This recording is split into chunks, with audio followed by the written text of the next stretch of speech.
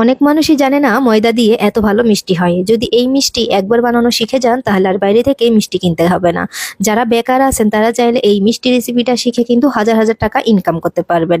এক পদের মিষ্টি বানিয়ে ৬ থেকে ৭ রকমের ডিজাইন করে নিতে পারবেন। সেজন্য কিন্তু পুরো ভিডিওটা দেখতে হবে আপনাকে, তাহলে আপনি পারফেক্ট রেজাল্টটা পাবেন। প্রথমে হাফ কাপ পরিমাণে ময়দা, হাফ কাপ দিয়েছি গুঁড়া দুধ, ১ চামচ দিয়েছি বেকিং পাউডার। এবার হচ্ছে চেলে নিতে হবে। তো চালা হয়ে গেলে হাত দিয়ে কিন্তু এই মিশ্রণটা মিক্স করে নিতে হবে। সবগুলা উপকরণ মিক্স করে নেওয়া হয়ে গেলে ১ চামচের মতো ঘি দিয়ে দিব, দিয়ে আবারও আমি এভাবে করে মেখে নিচ্ছি। এটাকে আমি এক সাইডে রেখে দিব। এবার লাগবে আমাদের একটা ডিম। তারপর দিয়ে দিচ্ছি এখানে ১ চামচের মতো চিনি। এখন দিয়ে দিব ২ চামচের মতো নরমাল পানি। দিয়ে দিব ২ চামচের মতো সয়াবিন তেল। এখন হচ্ছে একটা কাঁটা চামচ দিয়ে ভালো করে মিক্স করে নিতে হবে।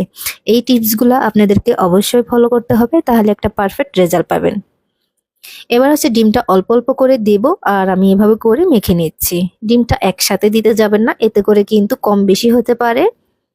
তো অল্প অল্প করে দিলে তাহলেই বুঝতে পারবেন এই ব্যাটারটা কতটুকু পরিমাণে ডিম লাগবে। তো আমার এখানে একটা ডিম লেগেছে। যেহেতু ডিমের সাইজটা অনেক সময় ছোট বড় হয়ে থাকে, তাই এইভাবে করে দিয়ে কিন্তু মেখে নিতে হবে। ১০ মিনিটের জন্য আমি রেস্টে দিয়েছিলাম। এখন হচ্ছে দেখেন অনেকটাই সেট হয়ে গেছে। অনেকটাই নরম ছিল কিন্তু এখন দেখেন খুব টাইট হয়ে আসছে কিন্তু। এবার ৫ মিনিট ধরেই আমি ভালোভাবে করে মথে নেব। ভালোভাবে করে কিন্তু মিক্স করা হয়ে গেছে। এখন হচ্ছে আমি হাতে একটু ঘি মেখে নিয়েছি, তারপরে হচ্ছে এইভাবে করে নিচ্ছি। আমি আমার পছন্দ মতো করে নিচ্ছি, যেহেতু আমি কালো জাম বানাবো। আপনারা আপনাদের পছন্দ করে নিতে পারেন, গোল করেও নিতে পারেন, আবার এইভাবে করেও নিতে পারেন। এই পর্যায়ে কিন্তু চুলার আঁচটা একেবারে লোতে রেখেছি, যাতে করে মিষ্টিটা পুড়ে না যায়। তো আমি সবগুলা মিষ্টি এভাবে করে দিয়ে দিচ্ছি। মিষ্টিটা হাই হিটে ভাজতে যাবেন না, এতে করে কিন্তু মিষ্টিটা ফেটে যাওয়ার সম্ভাবনা থাকে। সেজন্য কিন্তু চুলার আঁচটা একেবারে লোতে রেখে ভেজে নিতে হবে। তারপর দেখবেন যে মিষ্টিগুলা কিন্তু নিজে থেকে ঘুরে ঘুরে যাচ্ছে, মানে হচ্ছে এগুলা ফুলে একদম নিজে থেকে উল্টে যাচ্ছে। তো কিছু মিষ্টি আমি আগেই উঠিয়ে নিয়েছি এরকম কালার হলে, তারপরে আরো কিছুক্ষণ ভেজে নিয়েছি বাকিটা। এই তো এরকমটা হইলে তারপর নামিয়ে নিয়েছি। এখন হচ্ছে ৩ কাপ পরিমাণে পানি দিয়ে দিব, ১.৫ কাপ পরিমাণে চিনি দিয়ে দিচ্ছি, সামান্য একটু লবণ দিয়ে দিলাম। এতে করে মিষ্টি স্বাদ আরো দ্বিগুণ বাড়িয়ে দেয়। দিয়ে দিলাম ২টা এলাচ, সুন্দর একটা ফ্লেভার আসার জন্য। এখন হচ্ছে মিষ্টিগুলা দিয়ে দিচ্ছি। একটা বলক ওঠার সাথেই কিন্তু মিষ্টিগুলা দিতে হবে।